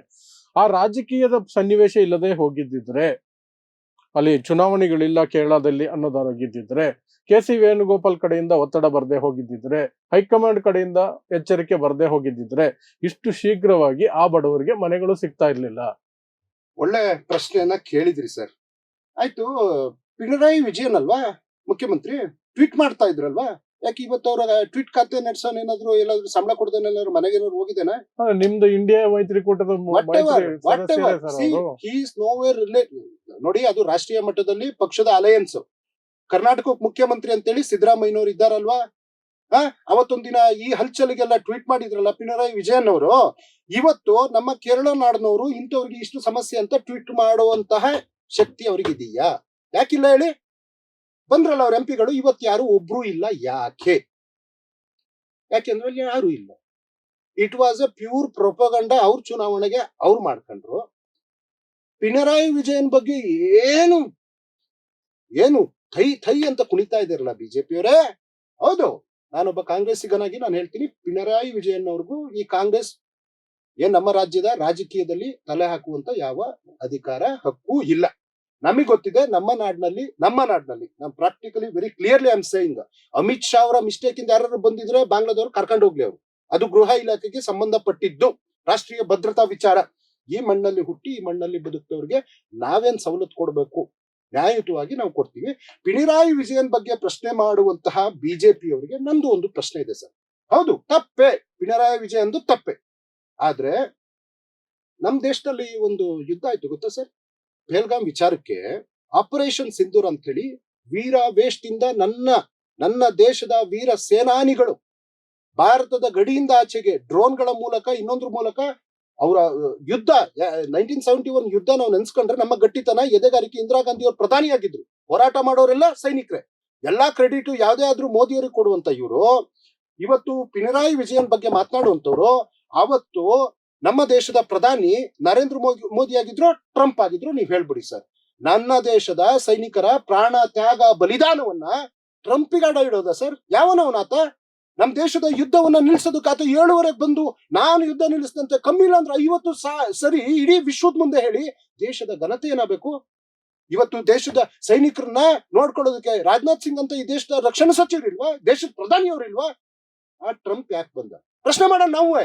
ನೀವು ಪಿಣರಾಯಿ ಪ್ರಶ್ನೆ ಮಾಡಿದ್ರೆ ನಾವು ಒಪ್ಪೋದಿಲ್ಲ, ಬರವಾಗಿಲ್ಲ ಆ ಮುಖ್ಯಮಂತ್ರಿ, ಇದು ನಮ್ಮ ಆಂತರಿಕ ವಿಚಾರ ಅಂತೇಳಿ. ನೀವ್ ಹೇಳಿ ಸರ್, ಒಂದ್ ದೇಶದ ಒಂದು ಚುನಾವಣಾ ವ್ಯವಸ್ಥೆ ಒಳಗಡೆ ಇದೇ ಟ್ರಂಪ್ ಬಂದು ಗುಜರಾತ್ ನ ಸರ್ದಾರ್ ವಲ್ಲಭಾಯ್ ಪಟೇಲ್ರ ಬಗ್ಗೆ ಇವರು ಬಹಳ ಮಾತಾಡ್ತಾರಲ್ಲ, ಅದೇ ಮೊಟೆರಾ ಸ್ಟೇಡಿಯಂ ಸರ್ದಾರ್ ವಲ್ಲಭಾಯ್ ಪಟೇಲ್ರ ಹೆಸರಲ್ಲಿದ್ದ ಸ್ಟೇಡಿಯಂಗೆ ನರೇಂದ್ರ ಮೋದಿ ಅಂತ ಸುಣ್ಣ ಬಣ್ಣ ಬಡ್ದು ಇವರು ಪ್ರಧಾನಿ ಆದ್ಮೇಲೆ ಒಂದೇ ಒಂದು ಬಿಲ್ಡಿಂಗ್ ಕಟ್ಟಿರೋ ಉದಾಹರಣೆ ನಿದರ್ಶನ ಈ ದೇಶದಲ್ಲಿ ನಾವು ಕಾಣ್ತಾ ಇಲ್ಲ. ಕಟ್ಟಿರೋವೆಲ್ಲ ಬಿದ್ದೋಗ್ತಿದಾವೆ. ಆ ಬ್ರಿಡ್ಜ್ ಗಳಾಗಿರ್ಲಿ ಅಥವಾ ಅಟಲ್ ಟನಲ್ ಮಾರ್ಗ ಆಗಿರ್ಲಿ ಅಥವಾ ಮುಂಬೈದ ಯಾವ್ದೋ ಒಂದು ಹೈವೇ ಇದೆಯಲ್ಲ ಸರ್, ಎಲ್ಲದು ಒಂದೋ ಗುಂಡಿ ಬೀಳ್ತಿದಾವೆ, ಇಲ್ಲ ಬ್ರಿಡ್ಜ್ ಗಳ ಬಿಹಾರದಲ್ಲಿ 30 ಬ್ರಿಡ್ಜ್ ಎಲ್ಲ ಬಿದ್ವಲ್ಲ. ಇವತ್ತು ಮೊಟೆರಾ ಸ್ಟೇಡಿಯಂ ಅಲ್ಲಿ ಹೌಡಿ ಮೋದಿ ನಮಸ್ತೆ ಟ್ರಂಪ್ ಅನ್ನೋ ಕಾರ್ಯಕ್ರಮ ಮಾಡಿದ್ರಲ್ಲ, ಹೆಂಗೆ ನಮ್ ದೇಶದ ರಾಜಕೀಯ ವ್ಯವಸ್ಥೆ ಒಳಗಡೆ ಅಥವಾ ಅಮೆರಿಕದ ರಾಜಕೀಯ ವ್ಯವಸ್ಥೆ ಒಳಗಡೆ ಹೆಂಗೆ ಹೋಗೋದಕ್ಕೆ ಸಾಧ್ಯ? ಪಿಣರಾಯಿ ವಿಜಯನ್ನ ನೀವು ಪ್ರಶ್ನೆ ಮಾಡಿದ್ರೆ ನಿಮಗೂ ಆ ಇದೇಗಾರಿಕೆ ಬೇಕು. ಟ್ರಂಪ್ ಯಾರು ನಮ್ಮ ಯುದ್ಧ ನಿಲ್ಸೋದಕ್ಕೆ? ಟ್ರಂಪ್ನ ಚುನಾವಣೆಗೆ ನರೇಂದ್ರ ಮೋದಿ ಅವರು ಯಾರು? ಅಲ್ಲಿ ನಾಗರಿಕರ ಮೋದಿಯವರು ಅಥವಾ ಅಲ್ಲಿ ವೋಟ್ ಹಾಕ್ ಬರೋರ ಅಲ್ಲ ತಾನೆ? ಹಾಗೆ ದೇಶದ ಆಂತರಿಕ ವಿಚಾರದಲ್ಲಿ ಅಥವಾ ರಾಜ್ಯಗಳ ಆಂತರಿಕ ವಿಚಾರದಲ್ಲಿ, ದೇಶದ ಆಂತರಿಕ ವಿಚಾರದಲ್ಲಿ ಇಂದಿರಾ ಗಾಂಧಿ ಅವರು ಒಂದು ಮಾತನ್ನ ಅಮೆರಿಕ ನೆಲದಲ್ಲಿ ಅಂತ ಹೇಳಿ ಬರ್ತಾರೆ ಸರ್, ಅಮೆರಿಕ ಅಧ್ಯಕ್ಷನ್ಗೆ, ನನ್ನ ದೇಶದ ವಿಚಾರದಲ್ಲಿ ಯಾವನು ಬರೋಗಿಲ್ಲ, I know how to take the step. ನನ್ನ ದೇಶ ಆ ಎದೆಗಾರಿಕೆ ಗಟ್ಟಿತನ ಈ ಟ್ರಂಪ್ ಈ ಪಹಲ್ಗಾಮ್ ಏನು ಆಪರೇಷನ್ ಸಿಂಧೂರ್ ಆಗ್ಬೇಕಾದ್ರೆ ಮಾಡಿದ್ರ? ಬಿಜೆಪಿ ಅವ್ರ ಪ್ರಶ್ನೆ ಮಾಡಿ ನರೇಂದ್ರ ಮೋದಿ ಅವ್ರನ್ನ ಮಾಡೋದಕ್ಕಾಗ್ತದ? ಇದು ಇವರ ವ್ಯವಸ್ಥಿತವಾದಂತ ಪರಿಸ್ಥಿತಿ ಸರ್. ಓಕೆ, ಸೊ ಈಗ ಅಲ್ಲಿ ಕೋಗಿಲು ವಿಚಾರವಾಗಿ ಇಂಥ ಒಂದು ಏನು ಗೊಂದಲ ಅದೆಲ್ಲ ಸೃಷ್ಟಿ ಆಗೋದಕ್ಕೆ ಸರ್ಕಾರನೇ ಹೊಣೆ ಅಂತ ನಾನು ಹೇಳ್ತೀನಿ. ಯಾಕಂದ್ರೆ ನಷ್ಟೊಚ್ಚು ಜಾಗರೂಕತೆಯಿಂದ ಮೊದಲೇ ಎಲ್ಲ ನಿರ್ಧಾರಗಳನ್ನು ತಗೊಂಡು ಮನೆ ಕೊಡೋದಾಗಿದ್ರೆ ಮೊದಲೇ ಮಾಡಬಹುದಾಗಿತ್ತು. ಅದನ್ನ ಕೊನೆಗಾದ್ರೂ ನೀವು ಒಪ್ಕೊಳ್ತೀರಾ? ಇಲ್ಲ ನಮ್ ಕಡೆಯಿಂದನೂ ಸ್ವಲ್ಪ ತಪ್ಪಾಗಿದೆ ಸರ್. ಈಗ ಮುಜರಾಯಿ ಇಲಾಖೆ ಇವರೇನು ಹಿಂದುತ್ವ ತಾವೇ GPA ಮಾಡ್ಕೊಂಡ್ರಂಗ ಆಡ್ತಾರಲ್ಲ ಬಿಜೆಪಿಯವರು. ನಾವು ಅಧಿಕಾರಕ್ಕೆ ಬಂದ್ಮೇಲೆ 11,000 ಎಕರೆ, ನಾಟ್ ಓನ್ಲಿ ಇದು ಸರ್, ಇಲ್ಲಿ 190 ಮನೆಗಳಂತ ಇದೆ. ನಾನು ಹೇಳ್ತಾ ಇರೋದು ದೇವಸ್ಥಾನದ ಜಾಗ 11,000 ಎಕರೆಯನ್ನ ಮಾನ್ಯ ರಾಮಲಿಂಗಾರೆಡ್ಡಿ ಅವರು ಮಂತ್ರಿಗಳಾದ್ಮೇಲೆ ದೇವಸ್ಥಾನ ಸುಪರ್ದಿಗೆಗೆ, ಸರ್ಕಾರ ಸುಪರ್ದಿಗೆಗೆ ತೆಗೆದುಕೊಳ್ಳುವಂತ ಕೆಲಸ ಮಾಡಿದೀವಿ. 11,000 ಎಕರೆಯಲ್ಲಿ ಎಷ್ಟು ಜನ ನಾಗರಿಕರು ಅಕ್ರಮವಾಗಿ ಇದ್ರು ಅಂತ ಗೊತ್ತಾಗಲ್ವಾ? ಅಲ್ಲೂ ಇದೇ ತರ ಕೂಗಾಡಿರ್ತಾರೆ, ಚಾಡಿರ್ತಾರೆ. ಆದ್ರೆ ಸರ್ಕಾರದ ಭೂಮಿ ಮುಲಾಜಿಲ್ಲ, ಸರ್ಕಾರ ವಶಪಡಿಸ್ಕೊಬೇಕು. ಆಯ್ತು ಸರ್, ಇದೇ ಭೂಮಿ ಬಗ್ಗೆ ನಾವು ಮಾತಾಡೋಣ. ಅರಣ್ಯ ಇಲಾಖೆಯಲ್ಲಿ 4,000 ಏನು ಎಕರೆನ ಏನು ಒತ್ತುವರಿಯಾಗಿತ್ತು, ಅದನ್ನ ಸರ್ಕಾರ ವಶಪಡಿಸ್ಕೊಳ್ಳಿಲ್ವಾ? ಅಲ್ಲೂ ಆಗಿರ್ತಾವ ಈ ರೀತಿ. ನೀನ್ ಬಂದಿರೋದೇ ಅಕ್ರಮವಾಗಿ ಅಂದ್ರೆ ಅಕ್ರಮ. ಇವ್ರು ಹೇಳ್ದಂಗೆ ಯಾವ್ದೋ ಅಮೆರಿಕ ಜರ್ಮನಿಂದ ಬಂದವರಲ್ಲ, ಅಲ್ಲೆಲ್ಲ ಕನ್ನಡ ಮಾತಾಡೋರೆ. ಆಯ್ತು ಸರ್, ಈಗ ಭೂಮಿ ಬಗ್ಗೆ ಇಷ್ಟ್ರ ಬಗ್ಗೆ ನಾವು ನಮ್ದು ಕರ್ನಾಟಕ ರಾಜ್ಯ ಸರ್ಕಾರ ಇಷ್ಟ ಅನ್ನ ತಾಳ್ತಾ ಇದೆಯಲ್ಲ, ದೇಶದ್ದು ನಾವು ಮಾತಾಡೋಣ. ಅರುಣಾಚಲ್ ಪ್ರದೇಶ, ಲದಾಖ್, ಡೋಕ್ಲಾ ಇದ್ರ ಒಳಗಡೆ ಬಂದು ಗ್ರಾಮಗಳನ್ನೇ ಮಾಡ್ಕೊಂಡಿದಾರಲ್ಲ ಚೀನಾದವರು. ಒಕ್ಲೆಪ್ಸೋದಕ್ ಆಗ್ತಾ ಇಲ್ಲ ಇವ್ರ ಕೈಲಿ. ಅದೇ ದೇಶದ ರಕ್ಷಣಾ ತಲುಪಿದೆ. ಅದು ದೊಡ್ಡ ಮಟ್ಟದ ಬೇರೆ ವಿಚಾರ ಆಗುತ್ತೆ. ವಸ್ತುಸ್ಥಿತಿ ನಾವು ಇಲ್ಲಿ ಕೋಗಿಲುಗೆ ಇದು ಮಾಡೋದು. ಕೋಗಿಲು ಅಂದ್ರೆ ಕೋಗಿಲುನು ಭಾರತದಲ್ಲೇ ಇರೋದು, ಡೋಕ್ಲಾನು ಭಾರತದಲ್ಲೇ ಇರೋದು, ಅರುಣಾಚಲ್ ಪ್ರದೇಶ ಭಾರತದಲ್ಲೇ ಇರೋದು, ಲದಾಖ್ ಭಾರತದಲ್ಲೇ ಇರೋದು. ಯಾಕೆ ಮಾತಾಡಬಾರ್ದು? ನಾನೊಬ್ಬ ಭಾರತೀಯ ನಾಗರಿಕ ಅಲ್ವಾ? ಆಯ್ತು ಸರ್, ಇನ್ನೊಂದು ವಿಚಾರಕ್ಕೆ ಬರ್ತೀನಿ ಸರ್. ಇವತ್ತು ನಮ್ ಬಗ್ಗೆ ಅನೇಕ ವಿಚಾರಗಳನ್ನ ಇವರು ಪ್ರಶ್ನೆ ಮಾಡ್ತಾರೆ. 11 ಲಕ್ಷ ರೂಪಾಯಿ ಮನೆ ಕೊಡ್ತಾ ಇದ್ದೀರಲ್ಲ, ಇನ್ನೂ ಮುಂದಕ್ಕೆ ಹೋಗೋದು ಮಾತಾಡಿದ್ರು. ಎಂತದ್ದು ವೈನಾಡಿಗೆ 100 ಮನೆ ಕೊಟ್ರಲ್ಲ ಅಂತ ಬಹಳ ಹರಿ ಆಯ್ತಾ ಇರಲ್ಲ ಬಿಜೆಪಿ ನಾಯಕರೇ. ಇವತ್ತೊಂದು ಉಗ್ರರ ದೇಶ ಅಂತ ಒಂದಿದೆ ಸರ್, ತಾಲಿಬಾನ್. ಮಾನ್ಯ ನರೇಂದ್ರ ಮೋದಿ ಅವರು ಕಳೆದ ಬಾರಿ 800 ರೂಪಾಯಿ ಹಣ ಕೊಟ್ರಲ್ಲ, ಯಾರಪ್ಪನ ಮನೆ ದುಡ್ಡು? ನಮ್ ತೆರಿಗೆ ಅಲ್ವಾ? 800 ಕೋಟಿ ಸರ್. ಈ ಬಾರಿ 200 ಕೋಟಿ ಹಣ ಕೊಟ್ರಲ್ಲ, ಕೇಳ್ತಾ ಇದ್ರೆ ಬಿಜೆಪಿ ಅವ್ರ ಮಾತಿದು, ಯಾರಪ್ಪನ ಮನೆ ದುಡ್ಡು, ಅಲ್ಲಿಗೆ 100 ಮನೆ ಕೊಟ್ರಿ, ಇವರಿಗೆ 11 ಲಕ್ಷ ರೂಪಾಯಿದು ಮನೆ ಕೊಡ್ತಾ ಇದ್ದೀರಾ, ಯಾರಪ್ಪನ ಮನೆ ದುಡ್ಡು ಅಂತ ಬಿಜೆಪಿ ಅವ್ರು ಕೇಳ್ತಾ ಇರೋದಕ್ಕೆ ನಾನು ಈ ಪದಗಳನ್ನ ಹೇಳ್ಬೇಕಾಗ್ತದೆ ಸರ್. ಇವತ್ತು 200 ಕೋಟಿ ರೂಪಾಯಿ ತಾಲಿಬಾನಿಗೆ ಕೊಟ್ರಲ್ಲ, ಯಾರ ಮನೆ ದುಡ್ಡು ಸರ್? 20 ಆಂಬುಲೆನ್ಸ್ ಗಳನ್ನ ತಾಲಿಬಾನಿಗೆ ನಾ ಹೇಳ್ತಾ ಇರೋದು. ತಾಲಿಬಾನಿಗೆ ನಮ್ಮ ತೆರಿಗೆ ಹಣ ಕೊಡೋದಕ್ಕೆ ಇವ್ರು ಯಾವ ರೀತಿ ಕೊಟ್ರು ಪ್ರಶ್ನೆ ಮಾಡ್ಲಿ ಬಿಜೆಪಿ ಅವರು ಸರ್. ಮಾಲ್ಡೀವ್ಸ್ಗೆ ಬೈಕಾಟ್ ಮಾಲ್ಡೀವ್ಸ್ ಏನ್ ಅರ್ಚರು ಅಂದ ಭಕ್ತರು ಈ ಬಿಜೆಪಿ ನಾಯಕರಲ್ಲ. ಇದೇ ನರೇಂದ್ರ ಮೋದಿ ಸಾಹೇಬ್ರು 4200 ಕೋಟಿ ರೂಪಾಯಿ ಮಾಲ್ಡೀವ್ಸ್ಗೆ ಕೊಟ್ರಲ್ಲ, ಯಾರ ಮನೆ ದುಡ್ಡು? ಆಯ್ತು, ಇವತ್ತು ಬಿಜೆಪಿ ಅವ್ರು ಮಾತಾಡ್ತಾ ಇದ್ದಾರೆ. ಎಸ್, ಯಾವ್ದ್ರ ಬಗ್ಗೆ ಸರ್? 11 ಲಕ್ಷ ರೂಪಾಯಿ ಮನೆ ಬಗ್ಗೆ ಅಲ್ವಾ? ಈ ಬಿಜೆಪಿ ಅವರಿಗೆ ಅದು ನಮ್ಮ ತೆರಿಗೆ ಹಣ, ಯಾರ್ಯಾರಿಗೂ ಸರ್. ಈ ದೇಶದ ಮುಸಲ್ಮಾನರಿಗೆ, ಈ ದೇಶದ ದಲಿತರು, ಪರಿಶಿಷ್ಟ ವರ್ಗದವರು ಅಲ್ಲಿ ಇದ್ದಾರೆ. ನೀವು ಹೋಗಿ ನೀವು ರಿಯಾಲಿಟಿ ಚೆಕ್ ಮಾಡಿ. ನಾನು ಹೋಗಿ ಬಂದಿರೋದ್ರಿಂದ ಎಷ್ಟು ತಾತ್ಸಾರ ಸರ್ ಈ ಬಿಜೆಪಿಗರಿಗೆ. ಇವತ್ತು ನೀವು ದುಡ್ಡಿನ ಬಗ್ಗೆ, ಯಾವುದು 11 ಲಕ್ಷ ರೂಪಾಯಿ ಬಗ್ಗೆ ಮಾತನಾಡೋರು, ನಮ್ಮ ದೇಶಕ್ಕೆ ಬರ್ಬೇಕು, ನಮ್ಮ ರಾಜ್ಯಕ್ಕೆ ಬರ್ಬೇಕಾಗಿರೋದ 2,20,000 ಕೋಟಿ ತೆರಿಗೆ ಹಣದ ಬಗ್ಗೆ ಈ ಬಿಜೆಪಿ ಆರ್ ಅಶೋಕರು, ಸಿ ಟಿ ರವಿಯವರು, ಯತ್ನಾಳು ಅಥವಾ ಇನ್ನೊಬ್ರು ಮಾತನಾಡುವಂತ ಧೈರ್ಯ ಇದೆಯಾ? ಕರ್ನಾಟಕ ರಾಜ್ಯಕ್ಕೆ ನೆರೆ ಸರ್ 12,257 ಕೋಟಿ ರೂಪಾಯಿಗೆ 252 ಕೋಟಿ ಮಾತ್ರ ಕೊಟ್ಟಿರೋದು. ಬಿಜೆಪಿ ಅವ್ರಿಗೆ ಏನಾದ್ರು ಇಲ್ಲಿ ಮೂಳೆ ಏನಾದ್ರು ಎಲುಬೇನಾದ್ರು ಸಿಕ್ಕಾಕೊಂಡಿದ್ಯಾ? ಅದ್ರ ಬಗ್ಗೆ ಕೇಳೋದಕ್ಕೆ ಕರ್ನಾಟಕ ರಾಜ್ಯ ಎಸ್ಟಿಮೇಷನ್ ಹಾಕಿದ್ದು 35,000 ಕೋಟಿ ಬರ ಪರಿಹಾರ. ಕೊನೆಗೆ ನಾವು ಪ್ರಪೋಸಲ್ ಕಳಿಸಿದ್ದು 18,000 ಕೋಟಿ. ನರೇಂದ್ರ ಮೋದಿ ಅವ್ರ ಸರ್ಕಾರ ಕೊಡೋದಿಲ್ಲ. ನಾವು ಸುಪ್ರೀಂ ಕೋರ್ಟ್ ಮೆಟ್ಲಿಗೆ ಹೋದಾಗ ನಮಗೆ ಸಿಕ್ಕಿರೋದು ಕೇವಲ 3,400 ಕೋಟಿ. ಇನ್ನು 15,000 ಕೋಟಿ ಕೊಡ್ಬೇಕಲ್ಲ ಬಿಜೆಪಿ ನಾಯಕರೇ. ಯಾರ ಮನೆ ದುಡ್ಡು? ನಮ್ ದುಡ್ಡು, ನಮ್ ತೆರಿಗೆ ಹಣದ ನಾವು ಕೇಳ್ತಾ ಇದೀವಲ್ಲ. ಬಜೆಟ್ ಅಲ್ಲಿ ಘೋಷಣೆ ಮಾಡ್ತಾರೆ ಸರ್, ಬೆಂಗಳೂರು ಪೆರಿಪಲ್ ರಿಂಗ್ ರೋಡ್ಗೆ 3,000 ಕೋಟಿ, ಭದ್ರಾ ಮೇಲ್ದಂಡೆಗೆ 5,300 ಕೋಟಿ, ಕೆರೆಕಟ್ಟೆ ಅಭಿವೃದ್ಧಿಗೆ 3,000 ಕೋಟಿ ಅಂತ ಹೇಳಿದ್ರಲ್ಲ. ನಮ್ಮ ತೆರಿಗೆ ದುಡ್ಡು ಬಿಜೆಪಿ ಅವರೇ. ಅವ್ನು ಯಾವನಿಗೋ ಬಡವನಿಗೆ 11 ಲಕ್ಷ ರೂಪಾಯಿ ಮನೆ ಬಗ್ಗೆ ಇಷ್ಟು ನಾವು ಮಾತಾಡೋರು. ನಾನು ಹೇಳ್ತಾರೆ 1,000 ಕೋಟಿ ಲೆಕ್ಕ. ಇದ್ರ ಬಗ್ಗೆ ಕೇಳೋ ತಾಕತ್ತು, ಎದೆಗಾರಿಕೆ ಇವ್ರಿಗಿದೆಯಾ? ತ್ಯಾಜ್ಯ ವಿಲೇವಾರಿ ಕಸದ ಬಗ್ಗೆ ಇವ್ರು ಬಹಳ ಮಾತಾಡ್ತಾರಲ್ಲ. ನಮಗ್ ಬರ್ಬೇಕಾಗಿರೋ ಬಾಕಿ 940 ಕೋಟಿ ಸ್ಮಾರ್ಟ್ ಸಿಟಿ ಹೆಸರಲ್ಲಿ ಏನಾದ್ರು ಅದು ಬಂದಿದ್ಯಾ? ಇವ್ರೇನೋ ಸ್ಮಾರ್ಟ್ ಸಿಟಿ ಘೋಷಣೆ ಮಾಡಿದ್ರಲ್ಲ, ಧೂಳು ಹಿಡಿತಾ ಇದೆಯಲ್ವಾ ಸರ್? ಭ್ರಷ್ಟಾಚಾರದ ಕೂಪಗಳಾಗ್ತಾ ಇದೆಯವಲ್ಲ. ಇದ್ರ ಬಗ್ಗೆ ಬಿಜೆಪಿ ಅವರು ಮಾತಾಡುವಂತ ಎದೆಗಾರಿಕೆ ಇದೆಯಾ ಸರ್? ಇವತ್ತು ಆಯ್ತು, ಇವ್ರು ಹೇಳ್ತಾ ಇದ್ರು ಈಗ ಅಲ್ಲಿ ಯಾರೋ ಮನೆ ಇಲ್ಲ ಅಂತ ಹೋಗಿದಾರಲ್ವಾ ಸರ್? ನಂದು ಪ್ರಶ್ನೆ ಇದೆ ಸರ್. ಪ್ರಧಾನಮಂತ್ರಿ, ದೇಶದ ಪ್ರಧಾನ ಆದ್ಮೇಲೆ ಎಂತದ್ದು ಶೌಚ ಮುಕ್ತ ಭಾರತ ಮಾಡಿ ಕೋಟ್ಯಾಂತರ ಟಾಯ್ಲೆಟ್ ಗಳನ್ನ ಕಟ್ಟಿಸಿದ್ರು ಅಂದ್ರು. ಅಲ್ಲಿ ಯಾವ್ದು ಟಾಯ್ಲೆಟ್ ರೂಮ್ ಇಲ್ಲ. ಇದ್ದೀರ ಅಲ್ಲೂ ಇರ್ಬೇಕಿತ್ತಲ್ಲ. PM ಆವಾಸ್ ಯೋಜನೆಯಲ್ಲಿ ಎಲ್ಲ ಬಡವರಿಗೆ ಮನೆ ಕೊಟ್ಟುಬಿಟ್ಟಿದ್ದಾರೆ. ಯಾಕೆ? ನರೇಂದ್ರ ಮೋದಿ ಅವ್ರು ಕೊಟ್ರೆ ಮನೆ, ನಾವು ಕೊಟ್ಟಿರೋದೇನು? ಆಯ್ತು, ಎಷ್ಟು ಮನೆ? ಆ ಮನೆ ಕೊಟ್ಟಿದ್ರೆ ಅವರೇ ಕಲಿಗ್ ಬರೋರು. ಪ್ರಾಕ್ಟಿಕಲಿ ಅವ್ರಿಗೆ ಮನೆ ಇರ್ಬೋದು, ಇಲ್ದಾನೆ ಇರ್ಬೋದು, whatever. Jal Jeevan Mission ಅಲ್ಲಿ ಎಲ್ಲಾ ಕಡೆ ನೀರ್ ಬಿಟ್ಟಿದೀವಿ, ನಲ್ಲಿ ಹರಿಸಿದೀವಿ ಅಂತಾರಲ್ಲ. ಯಾಕೆ ಅಲ್ಲಿ ಒಂದು ನಲ್ಲಿ ಪೈಪ್ ಮತ್ತಿಂದು ಕಾಣಿಸ್ತಾ ಇಲ್ಲ? ನೋಡಿ, ಆಯ್ತು, PM ಆವಾಸ್ ಯೋಜನೆಗೆ ನರೇಂದ್ರ ಮೋದಿ ಅವರ ಪಾಲೆಷ್ಟು ಅಂತ ಗೊತ್ತಾ ಸರ್ ನಿಮ್ಗೆ? ಕೇವಲ 8%. ಹೆಸರು ನರೇಂದ್ರ ಮೋದಿ ಅವ್ರದ್ದು. ಕರ್ನಾಟಕ ನಾಡಿನ ತೆರಿಗೆ ಹಣ ರಾಜ್ಯ ಸರ್ಕಾರ ಕೊಡ್ತಾ ಇರೋದು. ನಮ್ಮ ಹಣನ 92% ಕೊಡ್ತಾ ಇದೀವಿ ಜಲ್ ಜೀವನ್ ಮಿಷನ್ ಅಲ್ವಾ ಸರ್? ಕೊಡ್ಬೇಕಾಗಿರೋದು ಎಷ್ಟು? ಮಿನಿಮಮ್ ಏನಿಲ್ಲ ಅಂದ್ರೆ 60% ಕೊಡ್ಬೇಕಲ್ವಾ? 68% we are paying Jal Jeevan Mission ಏನ್ ಕಾರ್ಯಕ್ರಮಕ್ಕೆ. ಇವತ್ತು ಬಡವರ ಹೆಸರಿಗೆ ಅಂತ ಹೇಳ್ಬಿಟ್ಟು ನಾವು ಏನು ಯುದ್ಧ ಮಾಡಿದ್ವಿ. ನರೇಗಾ ಯೋಜನೆ ಮಹಾತ್ಮ ಗಾಂಧಿ ಅವರ ಹೆಸರನ್ನೇ ತೆಗೆದುಬಿಟ್ಟು ರಾಷ್ಟ್ರದ್ರೋಹದ ಕೆಲಸಕ್ಕೆ ಕೈ ಹಾಕೊಂಡಿವ್ರು. ರಾಜ್ಯ ಸರ್ಕಾರದ ಮೇಲೆ 40% ಹೊರೆ ಹೊರ್ಸೋದಕ್ಕೆ ಹೋಗ್ತಾ ಇದಾರಲ್ಲ. ಇವರಿಗೆ ಪ್ರಶ್ನೆ ಮಾಡೋದಕ್ ಆಗಲ್ವಾ? ರಾಷ್ಟ್ರಪಿತ ಮೋದಿಜಿ ಯಾಕೆ ಅವ್ರ ಹೆಸರು ತೆಗಿತೀರಾ? ಅವ್ರು ಮನಮೋಹನ್ ಸಿಂಗ್ ಅವ್ರು ಪ್ರಧಾನಿಯಾಗಿದ್ದಾಗ ಇಷ್ಟು ಅಮೌಂಟ್ ನಾವು ಸರ್ಕಾರ ಇದ್ದಾಗ್ಲೂ ಕೊಡ್ತಾ ಇದ್ರಲ್ಲ. ಏನ್ ಕತೆ ಅಂತ ಕೇಳಕ್ ಆಗಲ್ವಾ ಸರ್? ಕಲ್ಯಾಣ ಕರ್ನಾಟಕಕ್ಕೆ ಮನಮೋಹನ್ ಸಿಂಗ್ ಅವರು ಆ ಕಾಲದಲ್ಲೇ 3,000 ಕೋಟಿ ಕೊಟ್ಟಿದ್ರು. ಆರ್ಟಿಕಲ್ 371J ಪ್ರಕಾರ ಕರ್ನಾಟಕಕ್ಕೆ ಕಲ್ಯಾಣ ಕರ್ನಾಟಕ 15,000 ಕೋಟಿ ಬರ್ಲೇಬೇಕು. ಯಾಕೆ? ಬಿಜೆಪಿ ಅವ್ರಿಗೆ ನಿಮಗೆ ಕೇವಲ 11 ಲಕ್ಷ ರೂಪಾಯಿ ಮನೆದ್ರ ಬಗ್ಗೆ ಚಿಂತೆ ಬರುತ್ತಲ್ಲ. ಕೇವಲ ಒಂದು ಏನೋ 50-60 ಕುಟುಂಬಗಳಿಗೆ ಯಾರಿಗಿಲ್ಲ ಅವರಿಗೆ ಎಷ್ಟಾಗುತ್ತೆ ಸರ್? ಒಂದು ಮನೆಗೆ 11 ಲಕ್ಷ ಅಂತ ಇಟ್ಕೊಳ್ಳ, ನನಗೆ ಗೊತ್ತಿಲ್ಲ ಇನ್ನುವೆ. 10 ಮನೆಗೆ ಎಷ್ಟು ಸರ್? 1 ಕೋಟಿ ರೂಪಾಯಿ, 10 ಲಕ್ಷ ಅಲ್ವಾ? ಒಂದ್ 10 ಕೋಟಿ ರೂಪಾಯಿ ಅಲ್ವಾ? ನಾನ್ ನಿಮಗೆ ಹೇಳಿದ್ದು ಕಮ್ಮಿ ಇಲ್ಲ ಅಂತಂದ್ರೆ ಎಷ್ಟು ಲಕ್ಷ ಕೋಟಿ ರೂಪಾಯಿ ಸರ್? ಮಿನಿಮಮ್ 4 ಲಕ್ಷ ಕೋಟಿ ರೂಪಾಯಿ ಬಗ್ಗೆ ನಾನು ಮಾತನಾಡಿದ್ದಲ್ಲ. ನಮ್ಮ ರಾಜ್ಯಕ್ಕೆ ಬರ್ಬೇಕಾಗಿರೋದು. ನೀವು 10 ಕೋಟಿ 20 ಕೋಟಿ ಬಗ್ಗೆ ಮನೆ ಕೊಡೋದ್ರ ಬಗ್ಗೆ ಈಗ ನಮ್ ಕಡೆಯಿಂದಲೂ ಯಾವ್ದು ತಕರಾರು ಇರಲ್ಲ. ಮಾನವೀಯತೆ ದೃಷ್ಟಿಯಿಂದ ನೋಡೋ ಪ್ರತಿಯೊಬ್ಬ ಪ್ರಜೆನೂ ಅದನ್ನ ಒಪ್ಕೊಳ್ಳೇಬೇಕಾದಂತದ್ದು. ನಮಗಿದ್ದ ಆತಂಕ ಅಂದ್ರೆ, ಬೇಜಾರು ಅಂತಂದ್ರೆ, ಏನು ಅಲ್ಲಿ ಮಾಡುವಂತಹ ಕೆಲಸ ಆಯ್ತು, ಅದನ್ನ ಸ್ವಲ್ಪ ಇನ್ನೂ ಜಾಗರೂಕತೆಯಿಂದ ಮಾಡಬಹುದಾಗಿತ್ತು ಅಂತ. ಬಟ್ ನೀವು ಡಿಫೆಂಡ್ ಮಾಡ್ಕೊಳ್ತಿದ್ದೀರಿ. ಇಲ್ಲ, at the end I am going to tell sir, notice ಕೊಟ್ಟಿದೀವಿ, ಅವ್ರಿಗೆ ಇರೋದು ಪರ್ಯಾಯ ವ್ಯವಸ್ಥೆ ಮಾಡಿದೀವಿ. ಅವರೆಲ್ಲ ಆಧಾರ್ ವೋಟರ್ ಐಡಿ ಕೊಡ್ತಾ ಇದ್ದಾರೆ ಅಂದ್ರೆ ಅವ್ರಿಗೆಲ್ಲ ಆಲ್ಮೋಸ್ಟ್ ಅಲ್ಲಿ ಮನೆಗಳು ಇದಾವೆ. ಯಾರಿಗ್ ಮನೆ ಇಲ್ಲ ಪ್ರಾಮಾಣಿಕವಾಗಿ ಸರ್, ನಾವು ರಿಯಾಲಿಟಿ ಮಾತಾಡೋಣ. ಏನೋ ಒಂದು ನಾವು ಮಾತಾಡ್ತಾ ಇದೀವಿ ಅಂತಂದ್ರೆ ಅದು ಬೆಲೆ ತೂಕನು ಬರೋದೇ ಇಲ್ಲ ಸರ್. ಸುಮಾರು ಚರ್ಚೆಗಳು ಹೊರಗಡೆ ನಾವು ನೋಡ್ತಾ ಇದೀವಿ. ಯಾರಿಗಿಲ್ಲ ಅವರಿಗೆ ಫಲಾನುಭವಿಗಳಿಗೆ. Not only this issue sir, 42,000 ಮನೆ ಕೊಡ್ತಾ ಇದೀವಿ ಅಂತಂದ್ರೆ ನಾವು ಹುಡುಕಿದೀವಿ ಸರ್. ಯಾರ್ಯಾರು ಮನೆ ಇಲ್ಲ ಅವ್ರಿಗೆ ಹುಡುಕಿ ಈ 22ನೇ ತಾರೀಕು ನಾವು ಹಂಚ್ತಾ ಇದೀವಿ.